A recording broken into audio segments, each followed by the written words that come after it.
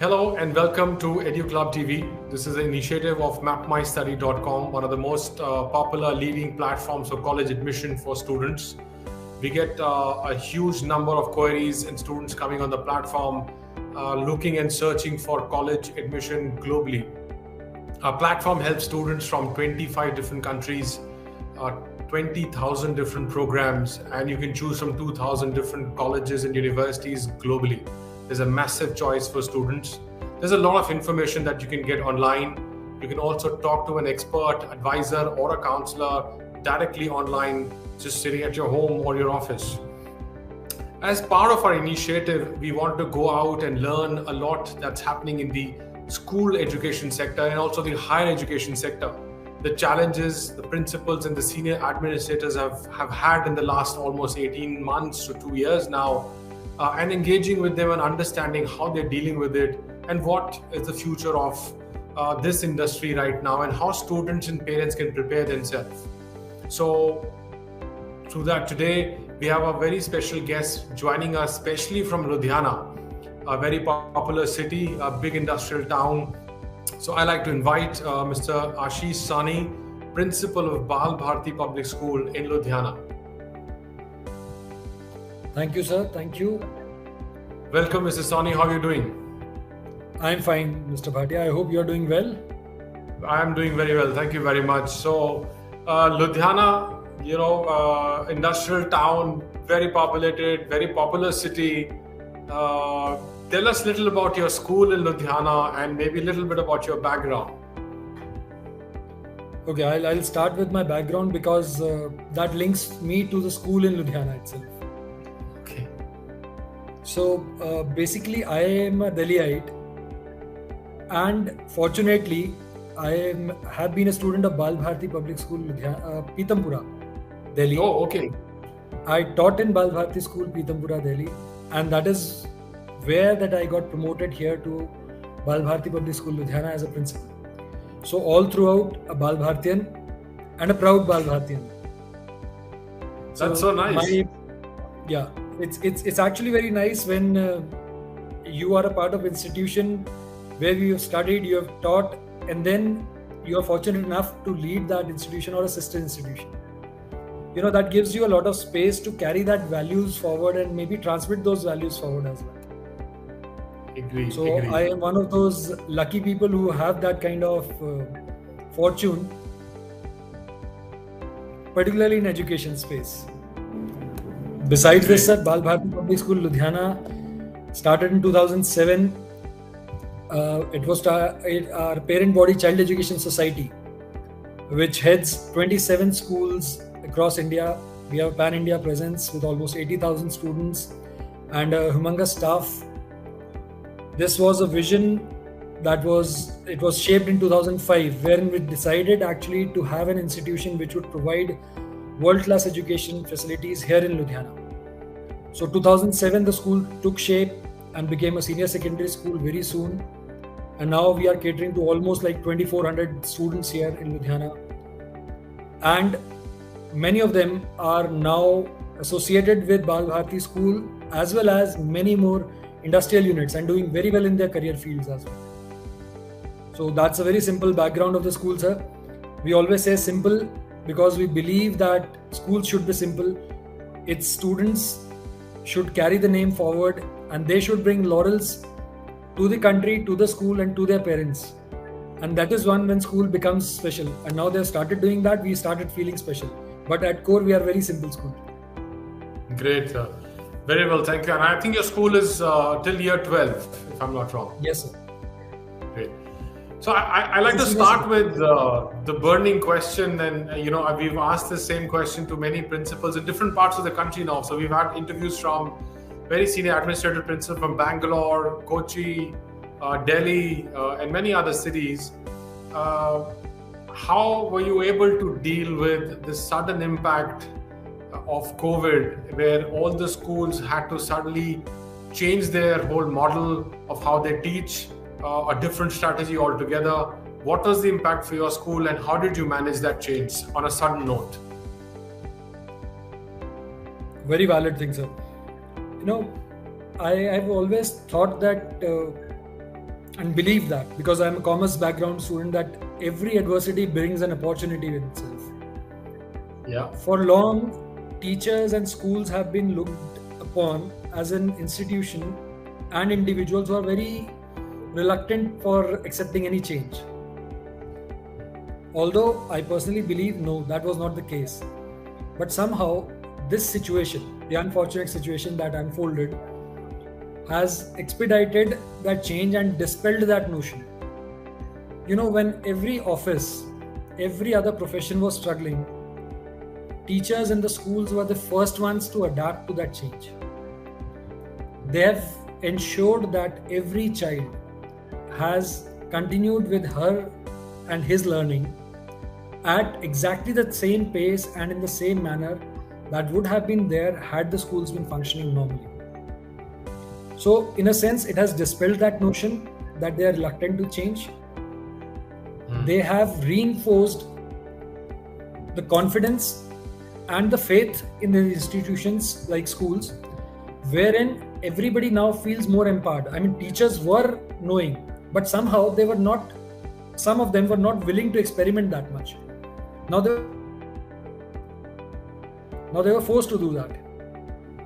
Now, with that kind of change that has happened, there is what we call as a forced expeditiousness in the process of transmission or change to a better technology or better methods.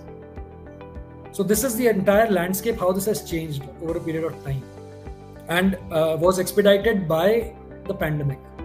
So I must, before answering your question in detail, I must congratulate the entire teacher fraternity and the management and the administrations of the schools who have adapted to this situation and have risen to this challenge. Particularly for Bal Bharti, now answering and coming down to your question straight away. At Bal Bharti, sir, the teachers have always been equipped with the technology, and we have always believed in technology-aided training and teaching. So that came in very handy when this kind of situation unfolded. Within just about 5 days, we were able to set up and train our teachers how to handle online classes and how to go about with the normal course of learning. As a school, we have made sure that the entire system is foolproof. There is no possibility of any outsider entering into any classrooms or kind of privacy erosion of any student. Individual IDs were given, the school specific IDs were given, and those school domain IDs were the only access that a child could have to an online class. So no outsider, no infringement of any privacy, and all records maintained digitally with all kinds of submissions as well. So the entire process went on very smoothly. Besides this, sir, the school has taken a lot of effort to equip itself with technology-aided teaching aids also. Technology-enabled teaching aids, I'll correct myself. So we have kind of equipped our classrooms with interactive panels. The panels which are online, and whatever is displayed there or whatever teacher writes there is directly transmitted to the class and to the students online, as well as visible in case they are in offline, as in today's scenario, since we are running in hybrid mode these days. A part of student is coming to school and a part of class is at home. So the students that are at home are not missing anything. They see the entire class sitting there, they see the teacher presence there, and the entire board work being displayed onto their screens. So the entire effort, I would say, was to ensure that there is no learning gap, there is no gap in terms of teaching as well. So I must thank my school administration and management also for helping us and providing all the resources for equipping us to overcome this unfortunate situation. Well, that's great to know. You already had technology as a play for you in a school. I think maybe that's the reason teachers were able to adapt much faster. There's an interesting thing that you had mentioned, and we see this now happening with a lot of schools. With this hybrid model, there's a very small percentage of students that are willing to come to the class. And there is that whole ambiguity between should I go to the class or not, because half the friends are there and they're not there. But a majority is still looking at studying from online. How are you able to balance that? And do you see the same thing happening in Ludhiana, or is it that majority are coming to the classroom? What's the situation in Ludhiana right now? Sir, I'll answer your question in two parts. The first one being, with the hybrid system, the students are unwilling to come to school.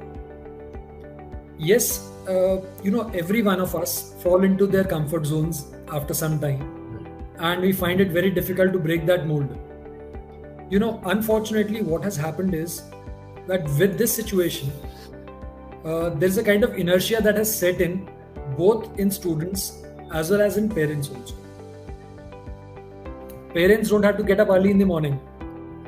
Mothers don't have to cook meal. Right? A child is at comfort in AC, possibly sitting on a sofa, comfortable sofa, taking his or her own classes. Right? That's a sort of inertia that we don't like to break out of. In this entire scenario, what I see and perceive is that the child is a loser actually. Reason being that all of us must appreciate it is not the time that they are losing. It's not the presence in the school that is being lost. It's a part of their childhood that they are losing. Interaction with their friends, the kind of social group that they create, the kind of, I would say, acceptance, how to behave in the society, that kind of social sense that is generated in the school, how to interact with opposite gender. Right? There are lots of discussions that happen in peer group wherein you decide your career course. That normal chit chat. They are losing that part of their childhood. No, I agree. The whole learning curve is disrupted now. And that's all part of the whole provision of going to a school. That whole learning curve is very important for every child. I agree. Right. So it's not just about education. The school is an entire ecosystem which provides you a lot of support in the holistic development. Right, so that is where the child is losing the other parts. Maybe the education part is continuing, but that discipline, that kind of social skills, that emotional quotient, that part is being still being uncatered. Sure. Coming down to Ludhiana and our school in particular, sir. Yes, my interaction with some of my fellow principals here is coming down to a situation that this kind of inertia we also feel is there in Ludhiana parents and students. But to be very honest, sir, we are a little lucky. In our school, at present also, we have about 95% of the students coming to school on certain days, and the average attendance as per their numbers and as per the government protocols is still about 90 plus across classes. That is from grade 1 to senior secondary. That's pretty high. That's quite good. Yes. And we are blessed that our parents and our students believe in the core values that we stand for. That's very encouraging to see. And I would have assumed, because the travel times within a smaller city are not as much as Delhi, Bombay, Bangalore, so parents don't mind saying, look, it's I can still drop my child in my own convenience or whatever. I think that could have helped, but it's good to see that you still have almost 90+% still attending now. So how do you manage the current technology side we know we're looking at hybrid, but what role is technology really playing in your school right now? It's an interesting question. I would say technology has brought teacher and students together. Right. A child always felt that my teacher, my parent is not that well aware of situations and current technologies and current setups. So somewhere down the line, when they see their teachers using YouTube videos, generating their own virtual videos, we in our school we have teachers who have generated their own artificial intelligence aided videos wherein they were explaining solar system, and the teacher was appearing as a part of a solar system and moving from one planet to another. Very interesting. So when they do that, they earn that extra sense of respect and admiration from their students. So they have kind of been able to bridge that learning gap, or maybe that acceptance gap, with their students. So this is the very big positive that has come out of this situation. Secondly, sir, obviously it has made teachers much more aware, and maybe much more acceptable. I would say they have much more and much higher acceptance of what is going around them, because they are also now keen to explore various other sources of information beyond what is there in regular textbooks also. So this is from the teacher's point of view.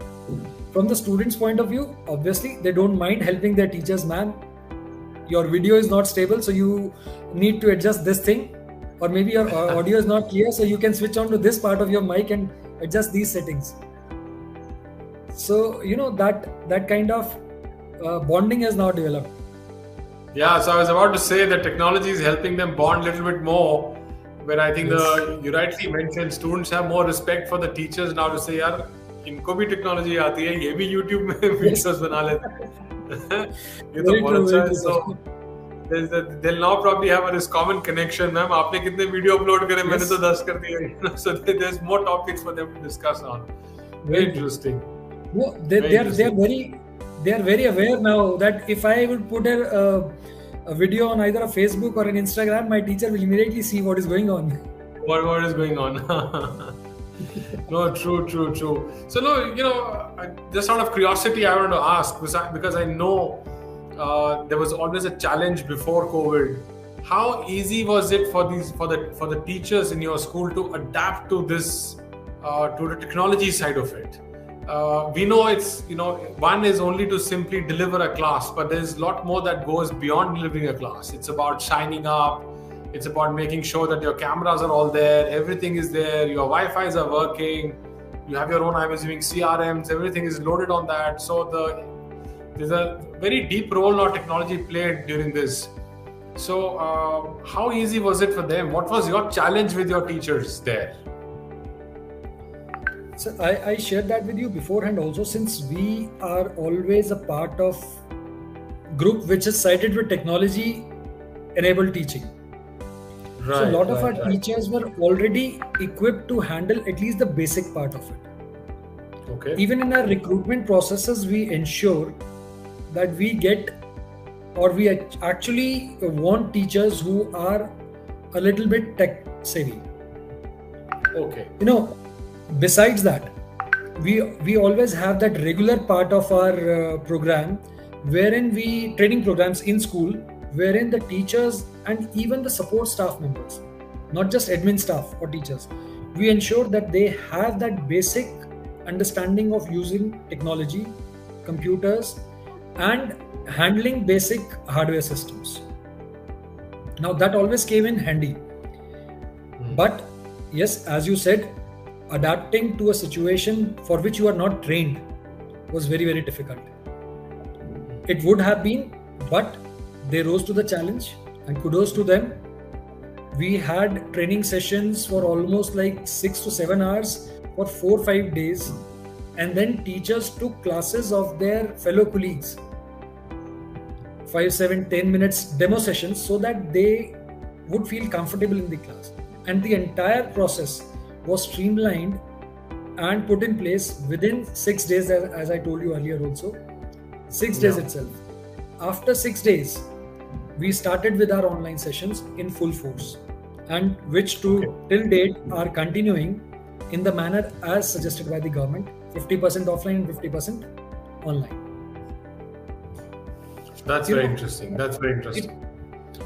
And this entire process had a lot of contributors to it. Obviously, the first one being teachers. The second one being the management, which facilitated the entire process. And third one being, I will always say, invisibles, like Google, like Microsoft Teams, like Zoom also, YouTube also, and a host of education portals. I mean, we somehow failed to mention them and credit them for their contribution in this sector as well. Had they not been able to provide free setups, in most of the cases, I'd say, maybe a part of this would have been lost as well.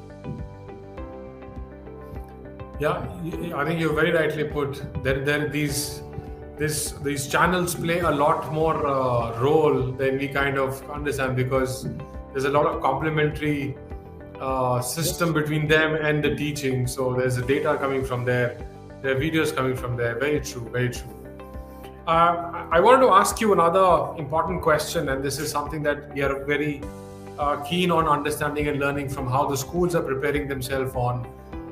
There's always been a challenge on career counseling. There's been a challenge that we've always had on the right career choice. I always mention this, that Bollywood movies are made on it. If you end up with the wrong career choice, things like those. As a school, do you have any mechanism right now where a child is able to explore new career options, or there is a career planning system that you have within the school? Right. I must say yes, we have. And before I start sharing the details of mine, I must say that it is required that all schools should have. Yes.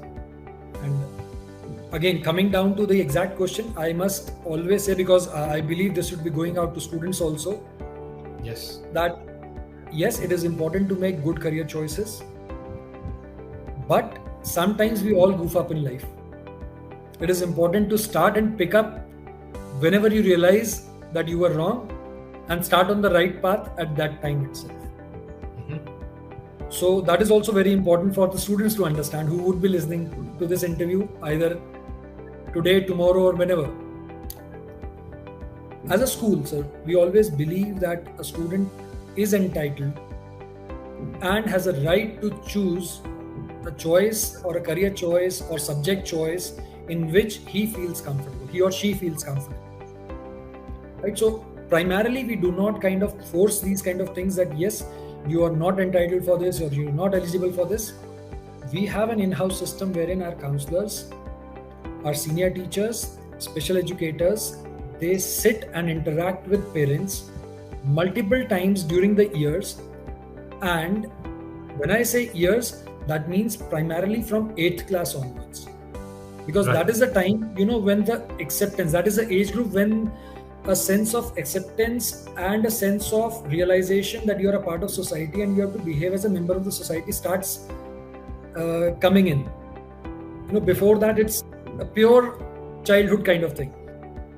Yeah. So at that moment, we start with this kind of mechanism wherein our senior teachers, the counselors, they keep on interacting with parents. Now, in class 9th onwards, from class 9th onwards, what we start with interaction with parents also, and we organize regular counseling sessions with experts also from outside. They are professional career counselors also. They are the persons who are able to evaluate, and maybe they conduct psychosomatic tests also for the students, career choice tests also, wherein they define the kind of bent of mind and the understanding that a child has. And accordingly, career choices are listed for the parents and the students, and they can choose accordingly. Now, having said that, I still will stand with the point that this is only a kind of a mechanical thing. If a child or a parent still believes that yes, I have a different choice and a bent of mind, we encourage that kind of thing. As an institution, we provide liberal choice of subjects wherever possible and supported. As on subjects which are sanctioned by CBSE and we have preferences for them, we have approvals for them. In case a child wants a liberal kind of combination, we do offer that as per the timetable of the school. Our teachers, senior teachers, are sent for regular counseling and training sessions. Like recently, CBSE has started a program for teachers wherein the teachers have to be trained for career guidance and counseling sessions. So 3 of our senior teachers have enrolled for them. School has facilitated that enrollment for them, and they are being trained for that purpose, so that we have a good pool of insiders also. Apart from counselors, for teachers also, and for students also. It is very helpful because teachers are the one who are in regular contact with the students. Correct. Special sessions would be probably once in a month, twice in a month. But if a teacher is there to guide them throughout, and the teacher that they trust most, is something that is automatically going to result in good career choices. So, very rightly said. And I think teachers play a very important role, because I was about to ask that, the relationship a teacher has with a student is far more closer. And I think we always used to go to a teacher to say, what should I do next? What my career path should be, as an advice. And if they are professionally trained and they have the information, then there's a better impact for a student there, I believe. Very true. Besides this, I was just adding that besides that, we encourage kind of internal discussions with students, some group discussions, things, wherein the students are encouraged to discuss about career choices with school. So, somebody has an engineer in the family, they can discuss how their brother or sister or parent went about their career choices. What were the things that they faced? How did they prepare? So that, a first-hand experience and interaction with their peers has a lasting impression. Yes, then as an institution, we have conceptualized, although we have not yet implemented, we have already conceptualized a program wherein we would be inviting parents to have interaction with our students and share something from their professional experience and background. Some parent is good in yoga. Somebody is a very renowned chartered accountant, a bank manager, a civil services officer. They coming and sharing with the students the kind of experiences that they have, sharing the kind of practical things that students should look out for while making career choices, what are the struggles involved, and what are the rewards that they would be getting. That gives a lot of positive, I would say, feedback and information to these students to make positive career choices. At the same time, it helps them develop a sense of respect for the kind of work that their parents are doing. Yes. I think it's a very smart move where you have the parents coming in and people who have from diverse backgrounds. But I'm sure there's always a challenge of balancing that, because involvement of parents in the school system is not that easy. But I think it's a very good idea. It's a very innovative idea. So how well is it working? I mean, do you see any positive response from when these children talk to parents about their experiences? Sir, I told you that we have conceptualized this. So far, you haven't started yet, so my apologies. We have been able to have only one session till now. That went pretty well. Okay. And the parent that we invited was a yoga instructor. So she and that was the need of the hour actually. With staying back at home, lots of students have lost that zeal to move out and run around. So just to inculcate and maybe just to emphasize that kind of importance of physical fitness at this moment of time, we had that interaction that went very, very successful. That was successful. Yeah, so best of luck on that. I think it's a brilliant idea, and I hope that works for the school, because people coming from the real life, real experience, real scenarios are better acceptable by the society and with the kids, because you're able to relate to them. And there is a common connection they see. So I hope that works very well for you. I wanted to touch base on one aspect where we see a lot of like you talked about the parents model. Do you have a regular system where students or where parents are involved in the operational activity, or do you have any parents group that is part of your school that is regularly involved in the activities and operations of the school? So we have a system wherein the suggestions of the parents are considered and wherever possible they are incorporated. Ideas are invited, but I have always maintained that ideas have their own time of maturing. Not every idea is possible and implementable at the time it is mooted. So we have a functional PTA body. We have open access to parents who can approach me directly, HMs, and teachers directly. And specific instructions have been given to the entire staff member for any suggestion that is received from parents should be directly forwarded to the principal's office. Yes, okay. As an administrator, we actually go through the modalities that what is required at that moment of time, and if possible, we try and implement it that time. Otherwise, as and when the time comes for that idea, they are implemented and implemented in the spirit that they were shared with. I would just share one example for that as well. Sure.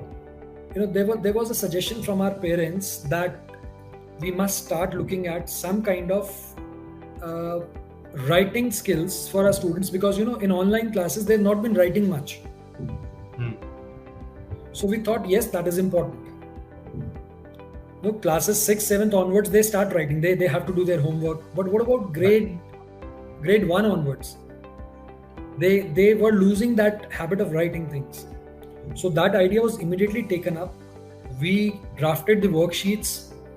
These worksheets were drafted as paragraphs and maybe some kind of social messages. Now, they were small paragraphs based on honesty, integrity, on freedom struggle, on cultural integrity of India. A child just had to collect that from the school, and looking at that paragraph, he or she had to replicate it 4 or 5 times in his or her own handwriting and submit it back to school as and when instructed. So a very simple idea, but for us, it was important in a sense that child should retain that habit of writing. At the same time, we improvise that idea to circulate and reinforce our core values. So, idea with the kind of bent that we required has given a lot of credibility to that idea also, as well as helped our students at that moment of time in the area that they required. That's good. And I think that's a very good start for you as well. So, look, I'm getting very enticed by asking you a very personal and a question that because you were a student of the same group, the same school, where you're now teaching and now you're a principal. Was there something that came to your mind when you became a principal? Something that you wanted to change as a student of the same school? When we are students, we always criticize and say, "Yaar, ye theek nahi hai, wo theek nahi hai, ye change karna chahiye, wo change karna chahiye." You came to the position of authority where you could change something. I really want to understand, was there something like this? And if you were able to do something there as a school student, now a principal of the same school. I am privileged one. I said that before as well. Yes, as a student, I would be wrong in saying that, students don't criticize, they don't find faults. Yes, but then, over a period of time when we grow out of school, we realize how important those things and those teachings were. Right. There was a time, and there will always be a time when we graduate out of class 12th and are out of school system for about, let's say, 5-7 years at least. That's a time when social maturity and the mental maturity comes into being, and then you start realizing, no, your parents and your teachers were right at this point of time, and this moment and this suggestion by them was right, although you were not ready to accept it at that time. Right. So I would say I'm malleable enough to acknowledge it, that yes, there were instances, but then 100% of those got resolved in my mind itself by the time I was graduating out of the college. Interesting. Besides this, I've always maintained one thing, sir. A man is a product of his or her experiences. Mm-hmm. And my experiences in Bal Bharti have always been very, very positive. I, as a student, got chances that I believe would not have been available to me had I been studying in some other institution, both academically, both in sports, in any other kind of curricular or co-curricular activities. But they were available to me because the education pedagogy of Bal Bharti schools and the philosophy of the Child Education Society ensures that every child gets that kind of opportunity. So since I have those positive experiences, I am just trying to translate them into practice in Bal Bharti Public School, Ludhiana. So nice to hear that. If I was you, I would have made a list and said, I'm going to change these 5-10 things that I want to do as a student. But nice of you to not do that. And probably, yes, I agree. We all grow up and we learn that, that was required. That was part of our system. So that brings me to my last question to you for today. I think it's about your message to the current youths. If there is something that you'd like to share to the current aspiring youths, that would be very nice. Okay, that's a difficult one because youth is much more aware than we are. Because I am around like middle age now, and I believe that would be somewhere that you would also be standing at. Yeah. True. That this question brings me to a very important part, and that is like in one of the interviews with one of the leading dailies last month, they asked me what are the most challenging things that you have faced in your career. And I was so proud that I could not think of any single challenge to point it out at that moment of time. And the only reason that I believed was that since I've already overcome them, they are no longer challenges.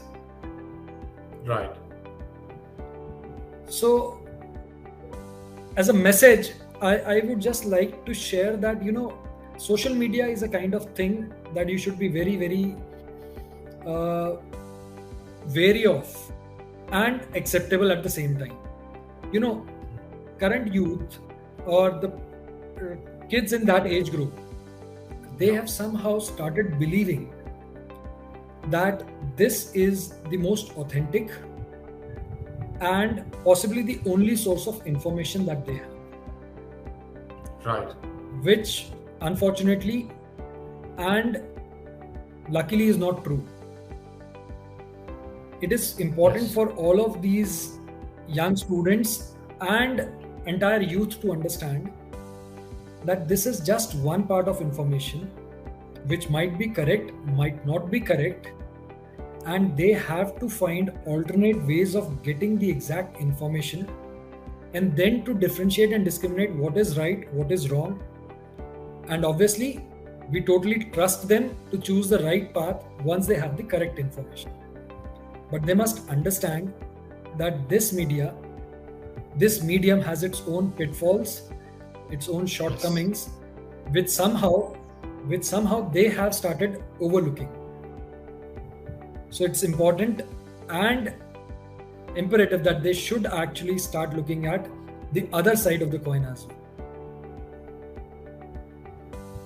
Very true, and I think it's a good message to all of us. I think to the current youths, year 12, younger kids in the college, social media is good, but I think it's important for you to understand the deeper meaning of it. Do not rely on the information just blindly in it. Make sure that where you are, you're more aware of the information that is passed on to you. So with that, thank you very much, Mr. Sani. It was great to have you with us. One more thing. Thank you very much for your time. I would not be ending here, sir. Ending here. I would be sharing one personal message for them as well. And that is that in life, please, they should always remember 3 words. One is hard work. Second is resilience. And third is gratitude. It's my personal experience. Hard work will get you places. Hard work can create talent any given moment of the day. But talent never creates hard work. So it's important to be hardworking. They must understand and realize the importance of hard working. Resilience, mental strength is very, very important. It's important to understand that there will be failures in life. There will be moments where you'd feel low, there will be moments you will feel high. But if you have mental strength, that resilience, you will always sail through situations that you believe are not good. Third is gratitude. Gratitude, expressing thankfulness and being thankful for everyone who does good in your life and forgiving to everyone who does bad to you is the only mantra to have a successful and a happy life. So they must remember 3 words. Hard work, it will create talent at any given moment of the day. Resilience is going to ensure that you will sail through hard times, and gratitude will always ensure that you are popular, accepted, and at inner self you will be at peace with yourself. If they follow these 3 things, which I believe I have followed in my life and still trying to, I'm still a learner here, as every teacher, as every student, I believe I am growing, I am still growing, but these are 3 things which were shared by my teachers with me, my parents with me, and I believe they've helped me throughout. And I'm sure if you follow them, maybe you can add 2 or 3 more words from your side. They're going to help you lead a very happy and successful life. Very beautifully said. And I think that's a good learning thing for all our viewers. And I'm sure when they listen to you and they listen to all the 3 words you've mentioned and they put it into real life practice, that will certainly help them in their life. So thank you very much for your time, Mr. Sawhney. It was great to have you. And we really, really like to thank you for all your time and the expertise and what you've engaged our audience with today. Thank you, Wadia ji. Thank you, and all the best to everyone. Thank you. Thank you.